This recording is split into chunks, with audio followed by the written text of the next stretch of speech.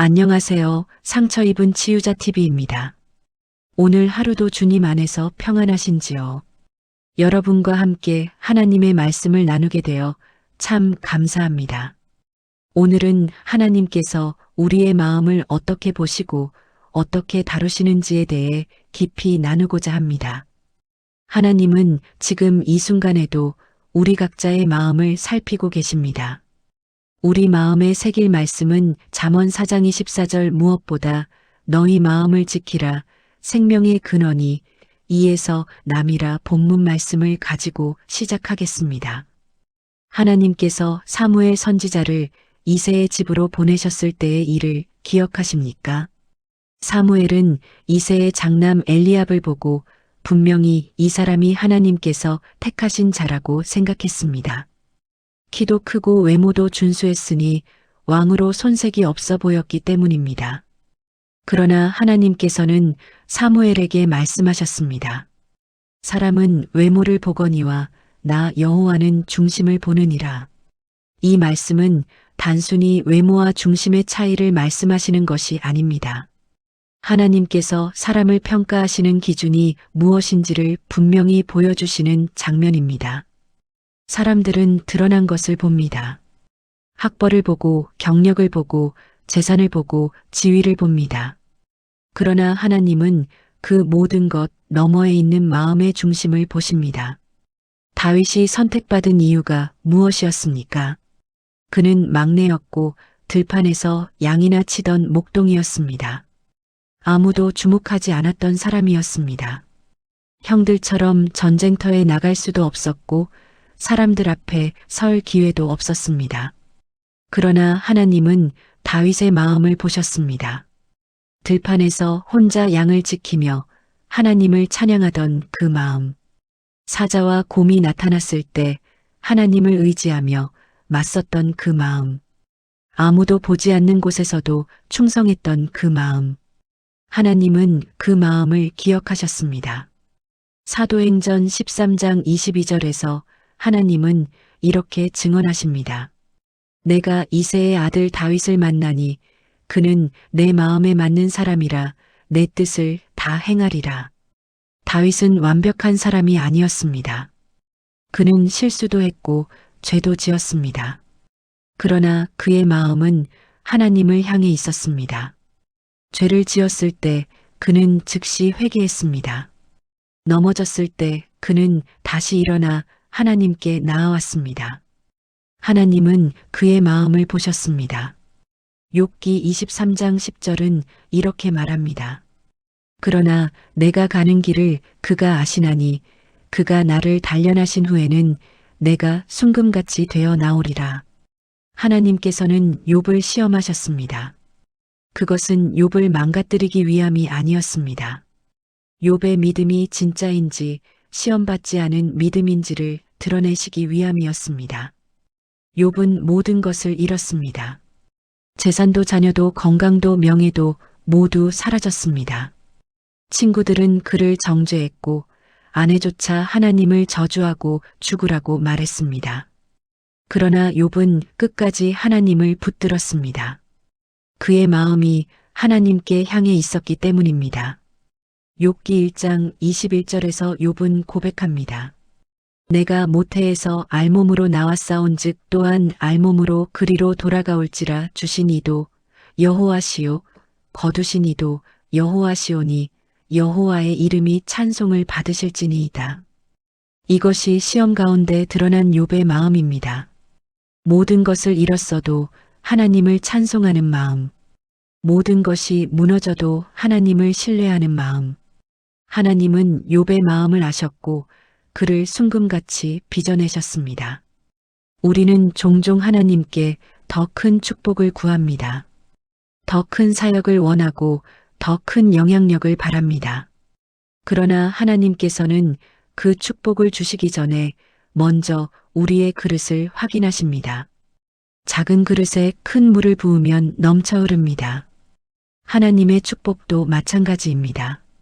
준비되지 않은 그릇에 부어진 축복은 오히려 우리를 넘어뜨릴 수 있습니다. 그래서 하나님은 축복보다 먼저 그릇을 준비시키십니다. 신명기 8장 2절은 이렇게 말씀합니다. 내 하나님 여호와께서 이 40년 동안에 내게 광야 길을 걷게 하신 것을 기억하라. 이는 너를 낮추시며 너를 시험하사 내 마음이 어떠한지 알려 하심이라. 이스라엘 백성들은 광야에서 40년을 보냈습니다. 애굽에서 가나안까지는 실제로 11일이면 도착할 수 있는 거리였습니다. 그런데 왜 40년이나 걸렸을까요?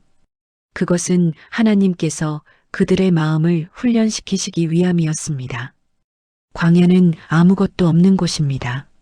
물도 없고 먹을 것도 없고 그늘도 없습니다. 오직 하나님만 의지해야 하는 곳입니다. 하나님은 그곳에서 그들에게 만나를 주셨습니다. 매일 아침 내리는 만나를 통해 하나님은 무엇을 가르치셨습니까? 오늘 필요한 것은 오늘 공급하신다는 것입니다. 내일을 위해 쌓아두려는 욕심을 내려놓고 하나님을 날마다 신뢰하라는 것입니다.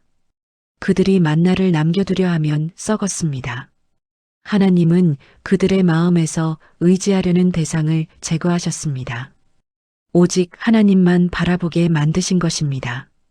신명기 8장 3절은 더 깊은 의미를 알려줍니다.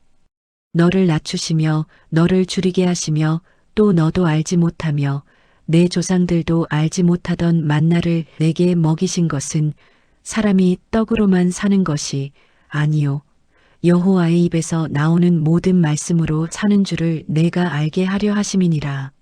하나님은 그들에게 먹을 것보다 더 중요한 것을 가르치셨습니다. 육신의 양식보다 영혼의 양식이 더 중요하다는 것을, 사람의 계획보다 하나님의 말씀이 더 확실하다는 것을, 우리 힘으로 살아가는 것이 아니라 하나님의 말씀으로 산다는 것을, 광야는 그들에게 이것을 가르치는 교실이었습니다. 우리의 삶에도 광야 같은 시간이 있습니다. 아무리 기도해도 응답이 보이지 않는 시간, 아무리 애써도 상황이 나아지지 않는 시간, 사람들은 떠나고 문은 닫히고 길이 막히는 시간, 그 시간이 바로 하나님께서 우리의 마음을 다루시는 시간입니다. 하나님은 그 시간을 통해 묻고 계십니다. 너는 지금 무엇을 의지하고 있느냐? 너의 마음은 어디를 향하고 있느냐? 너는 나를 정말 신뢰하느냐? 시편 73편 25절부터 26절은 이렇게 고백합니다. 하늘에서는 주 외에 누가 내게 있으리요? 땅에서는 주밖에 내가 사모할 이 없나이다. 내 육체와 마음은 쇠약하나 하나님은 내 마음의 반석이시요 영원한 분깃이시라. 이것이 하나님께서 원하시는 마음입니다. 세상의 모든 것이 사라져도 하나님만으로 충만한 마음, 환경이 변해도 흔들리지 않는 마음, 하나님만을 사모하는 마음. 하나님은 우리를 그런 마음으로 빚어가십니다. 사도 바울은 빌립보서 3장 8절에서 이렇게 고백했습니다. 내가 그리스도를 위하여 모든 것을 잃어버리고 배설물로 여김은 그리스도를 얻고자 함이라. 바울은 한때 자랑할 것이 많았던 사람입니다. 혈통도 좋았고 학벌도 출중했으며 율법에 있어서는 흠이 없었습니다. 그러나 그는 그 모든 것을 배설물처럼 버렸습니다. 그리스도를 알고 나서 그의 마음에는 오직 예수님만 남았기 때문입니다. 바울의 마음이 그렇게 되기까지 하나님께서는 그를 훈련시키셨습니다. 다메섹 도상에서 눈이 멀게 하시고 3일 동안 보지도 먹지도 못하게 하셨습니다. 그 시간 동안 바울은 자기 자신을 내려놓았습니다. 자기 의로움을 내려놓고 자기 지식을 내려놓고 자기 열심을 내려놓았습니다. 그리고 오직 그리스도만 붙들었습니다. 하나님께서 마음을 테스트하시는 방법은 다양합니다. 때로는 기다림을 통해서입니다. 아브라함은 이삭을 약속받고 25년을 기다렸습니다. 그 긴 시간 동안 하나님은 아브라함의 마음을 훈련시키셨습니다.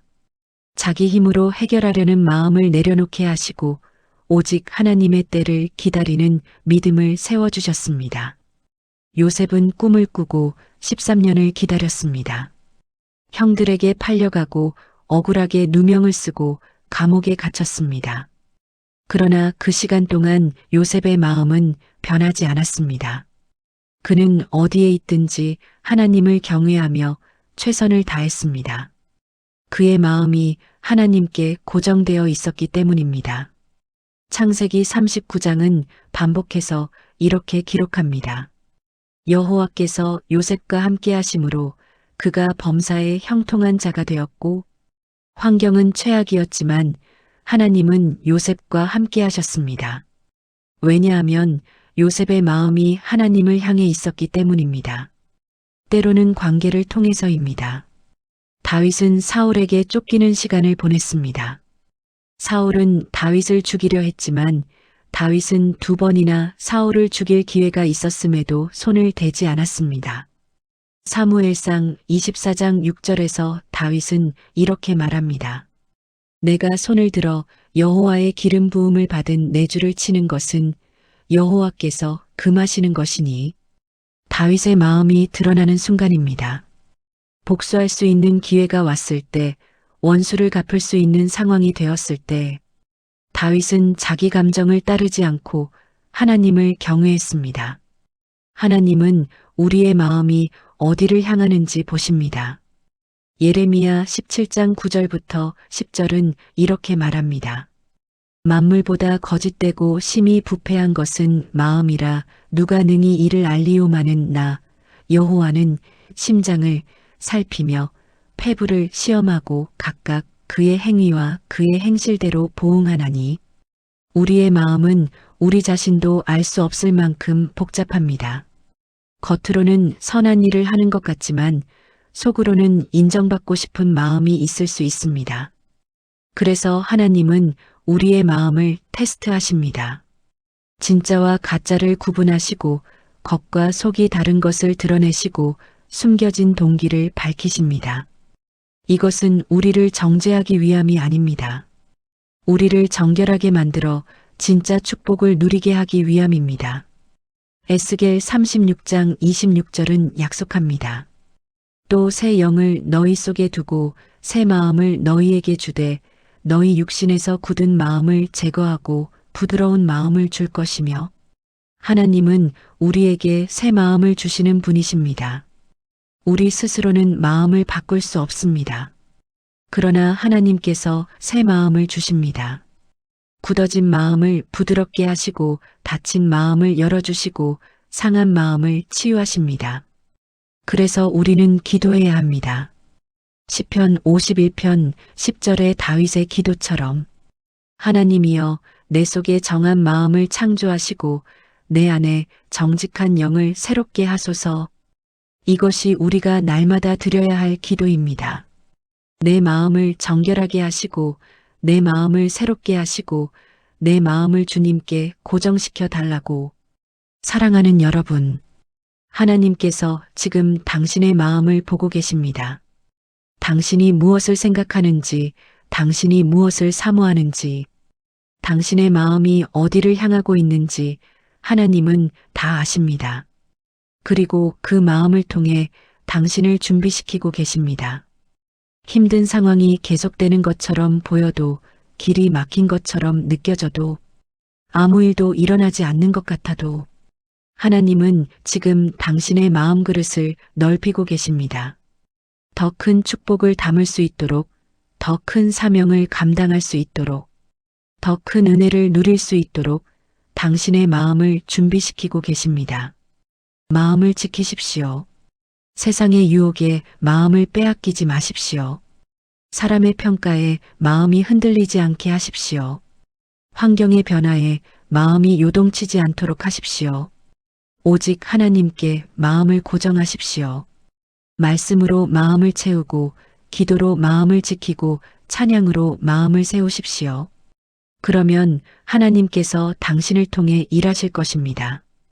당신의 마음이 준비될 때 하나님의 때가 이를 것입니다. 당신의 마음이 정결해질 때 하나님의 축복이 임할 것입니다. 당신의 마음이 하나님께 고정될 때 하나님의 역사가 시작될 것입니다. 여기까지 오늘 말씀을 함께 나누었습니다. 이 말씀이 여러분의 마음에 깊이 새겨지기를 소망합니다. 오늘도 주님 안에서 평안하시고 마음을 잘 지키시는 하루 되시기를 축복합니다. 구독과 좋아요는 큰 힘이 됩니다. 다음 영상에서 또 만나 뵙겠습니다. 감사합니다.